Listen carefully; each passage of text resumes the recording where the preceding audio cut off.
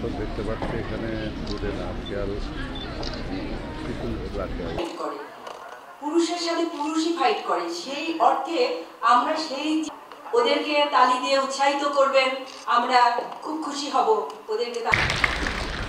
এই গানটি লিখেছেন আমাদের প্রতি ভাই।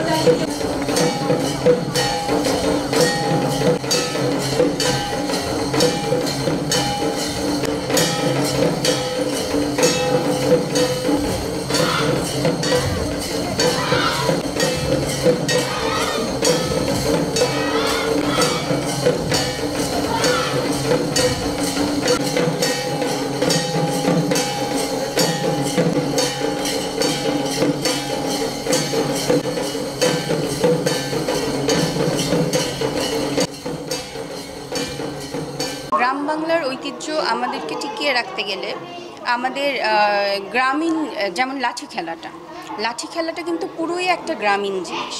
এর সাথে মাটির টান, মাটির গন্ধ সব রয়েছে। কারণ আমরা যে লাঠিটা ব্যবহার করি এটা কিন্তু বাঁশের লাঠি ছাড়া আমরা কিন্তু এই কাঠ বা অন্য কিছু ব্যবহার করি না। আবার আমরা যে ঢালটা ব্যবহার করি ওটা কিন্তু বেত দিয়ে তৈরি করা হয়। তো এটার মধ্যে পুরোই একটা গ্রামের ঘ্রাণ আছে। আর আমাদের এই সংস্থান তো সেই দীর্ঘ 90 বছর ধরে চলছে। তো এটা হচ্ছে বাংলাদেশের, আমার কাছে মনে হয় বাংলাদেশের সবথেকে প্রাচীন গ্রামীণ ঐতিহ্যর মধ্যে একটি। তরুণ প্রজন্মের মধ্যে এই যে আমাদের মিডিয়া ঘন ঘন অনুষ্ঠান করা, অবশ্যই এটা তো অবশ্যই ঘন ঘন বিভিন্ন জায়গায় ঘন ঘন অনুষ্ঠান করা, তার সাথে যে মিডিয়া যেগুলো যেভাবে ছড়িয়ে দিচ্ছে এটাতে তো অনেক সময় বাচ্চারা হয়তো হঠাৎ লাঠি খেলা জানে না, টিভিতে হঠাৎ দেখলো লাঠি খেলা, যখন বলছি আমরা প্রচার করছি তখন সে এমনিই আসছে লাঠি খেলা শিখতে চাই, এরকম একটা ব্যাপার। এর মধ্যে আমার এই একটা বাচ্চা আছে, এই বাচ্চাটার খেলার কথা ছিল না, আমার সবার ড্রেস কমপ্লিট সব কিছু, বাচ্চাটা এসে প্রোগ্রামের 2 দিন আগে খুব কান্নাকাটি, লাঠি খেলা আমি খুব ভালোবাসি, আমি লাঠি খেলতে চাই। তো আমি নিরুপায় হয়ে তখন ওর ড্রেস করে ওকে আমি যেটাই হোক যেটুকুই হোক অন্তত করুক, এটাই।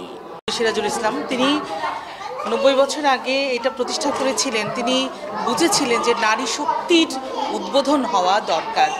পশ্চাৎপদ সমাজে জনসংখ্যার 50% নারী, এই 50% নারী যদি অন্ধকারে থাকে তাহলে বাকি 50% নিয়ে 100% আলো হতে পারে না। এই 100% আলো আনবার জন্য 50% অন্ধকারের নারীকে সামনে আসা দরকার। আর সামনে আসতে গেলে নারীকে আত্মশিক্ষায় শিক্ষিত হতে হবে আর কি। এই আত্মশিক্ষা হচ্ছে সেলফ ডিফেন্স।